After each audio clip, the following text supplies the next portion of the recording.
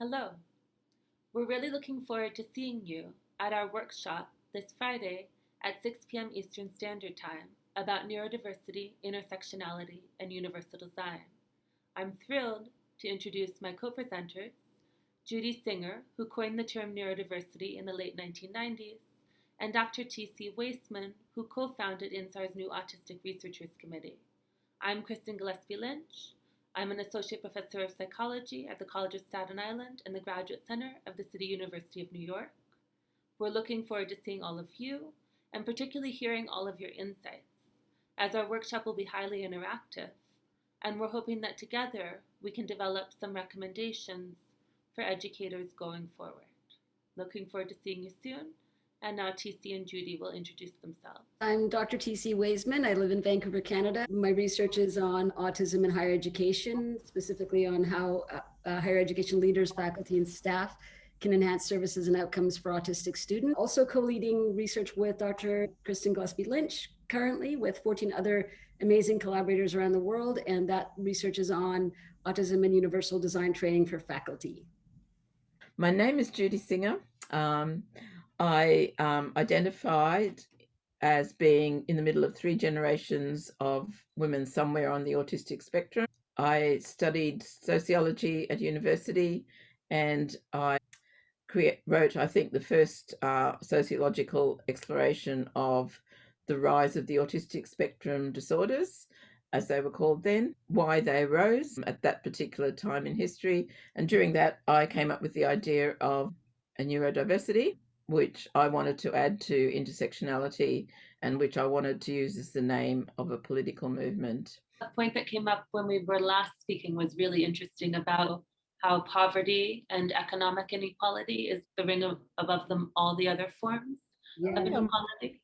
One ring to rule them all. When we talk about intersectionality, the economic situation, class is the most important. In some ways, I think economic class is the one ring that rules them all, because it determines how far you can go in terms of what resources you have access to, how you can present yourself.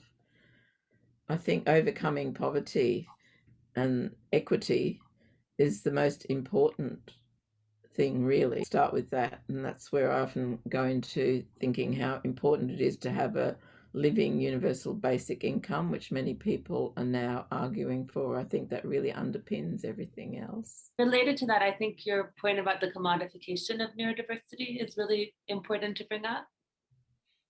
Oh, well, don't start me on that. You're not going to like this. Well, what's really concerning me now is that there's an absolute neurodiversity gold rush going on, and everyone is, I'm having people join me on LinkedIn every day promoting themselves as neurodiversity experts. There's an absolute gold rush, staking claims on who gets the most important name. You've got people setting themselves up as Neurodiversity International, when it's only one person in a little office somewhere in, not saying where. Institutions, they're now becoming the International Society for this and that. And it's like whoever gets, stakes the claim on the biggest name is going to be the expert, and so that's a bit concerning. And then there's neurodiversity in the workplace, which is really highly touted, but what I'm seeing in my own life and in my daughter's life is that it's a trade in computer programmers who are usually male, not exclusively. I was in IT myself, like a lot of women, but it's still, if you look at the brochures and everything, it's all, young, usually white, to be honest, males getting IT jobs. And I mean, you've only got to look at Silicon Valley. There's never been a shortage of autistic males in IT. And they've been doing very well. But what about women? What about minorities? It's still not happening. We have to start making these particularly big companies who are getting onto the neurodiversity bandwagon and proclaiming themselves.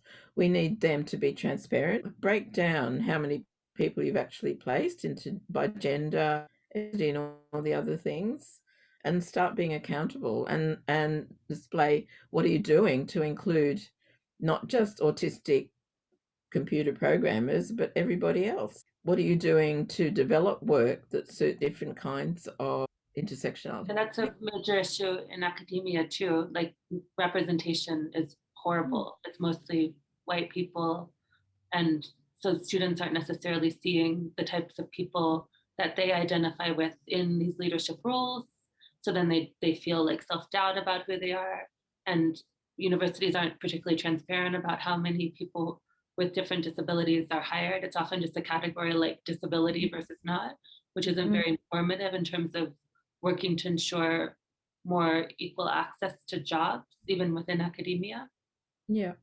I think what's happening is that, and this is the essay I'm writing right now for my blog, is about, I don't know that people don't realize that we're just not a monoculture anymore. We're never going to go back to a monoculture because of globalization, because of the movement of populations, because of all the new liberations moving on. And we've got to get used to it, that we're all in this together as a nation, and nothing shows it more than COVID. Like you've actually had to include everyone because none of us are healthy unless all of us are healthy, and it applies in society as well.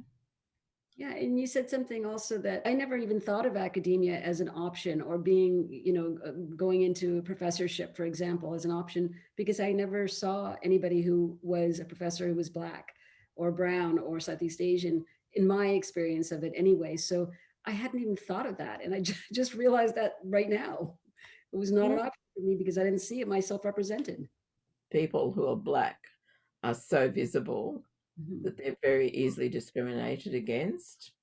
The rest of us with hidden disabilities or who look white, it's a very different issue because we can hide and we can pass and we can be privileged as long as we do keep passing. I mean, Black Lives Matter to me is the most important thing that's happened in the last decade. In terms of students, one of the things that I feel like has been really positive about the pandemic is that it's taught faculty like me that things that we did, like asking for doctor's notes and things like that, were inherently classist, even though they were things that people had done of us as well, because they assume someone has a doctor. It's a lot of the learning that people are facing such profound challenges, and so many of them are, is teaching people a really valuable form of empathy, I think. Yeah. My daughter's just studying now for the bar for her law exam, and did the usual, if you want an accommodation, we need a doctor's note. That's great. She was just diagnosed at 25 last month, and so had paid an exorbitant amount, $3,000 for the right to get a diagnosis here in British Columbia, in Canada. And then the doctor's note is $200 an hour on top of that. And she can't afford that. And she just said, I just was diagnosed a month ago. Is that not good enough? And then, all the accommodations that I'm asking for in that diagnosis, and they refused and said, you need to get, on top of that, you need to get a doctor's note. So she's not getting the accommodations she needs because she can't afford it. And also just doesn't want to pay, in my opinion, or what may or may not lead to accommodations, because they have the right to say no. And I do think that this label-based thing is an artifact of the welfare system. So if you want supports, you've got to have this overweening label. And I think we need to change the welfare system because we're a rich society and we can afford to give people what they need. Although there's also the culture of autism, which the label provides access to. And I think that is really valuable. Like there's a lot of work showing that that's one of the main reasons it's beneficial to be diagnosed as an adult, because you rarely get support in most countries, but you do access a culture. That's right. That is important, but don't imagine that culture is not fragmented and without conflict. I mean, no culture is, and that's why I promoted the idea of an ethnicity model or a minority model. And of course, we split and we fragment. The support group is the first very important step. And I started my very first support groups in the 2000, I think, sometime around that. And it's just been invaluable. And that's how autistic people empower themselves and started a new way of looking at disability, which was to my mind, not just us being labelled in isolation by the psychiatrist, the psychomedical complex, or that's what I call it now anyway. And that allowed us to get into our support groups and disagree on things. And support each other and disagree on things. And that's how we actually, like, now the medical profession has finally caught up, but most of what they do is based on the work of a few medical individuals and the hell of a lot of stuff that went on online in support groups as we developed it further and further and further and fed it back. So it's kind of more of a partnership way of looking at disability rather than everything that went before. It was just them diagnosing us. I'm curious what you think of the autism identity, TC, because you entered into that community later. What did it feel like? I was just trying to think, I was trying to assess my feelings about it and what I think about it. And because I belong to many social groups on Facebook and such that are autistic and women of color, autistic and, Canadian, and I notice that there are differences when it comes to the way that we relate to each other and what's comfortable to share. So there's safety in the breaking up of certain groups, and then there's safety in numbers and experiences as well. So, and also teaching each other to what's acceptable, what's not acceptable, whether we mean to or not, whether it's a conscious choice or not. There's sort of a normalizing of what's acceptable autism think and what's, what people are sort of imagining is dangerous or on the outskirts, the outliers. So it's kind of like a culture that's progressing, that's really new. And so going through a huge amount of changes and starting to find some sort of equilibrium a little bit, but I don't know enough to articulate what that equilibrium is, but only in the last I've been a part of this for 4 years now. I've noticed that there's some sort of solidification, if you will, of an understanding of what basic values, I guess, we have in the culture. So I'm still learning, but I think the culture is learning and growing as well. As it has been for decades when we started. It's basically, it's actually an evolving discourse. And that's one of the things I want to say about neurodiversity, that it's a neurodiversity movement, but it's actually an evolving discourse because there's no leader, there's no one laying down the law. And what comes out of it is the dialectic process of our interaction, the idea, the opposition, new synthesis, and it's constantly changing, but it's really changing our notion of what humanity is from these very limited normal diagnosed. We're going a million miles from that. And that's one of the things I love the most about the neurodiversity movement is that it is so fluid and there is that much space to have so many different perspectives. I think that's really valuable. In terms of students, they're like the mental health issues in higher ed now and in the world in general are like skyrocketing.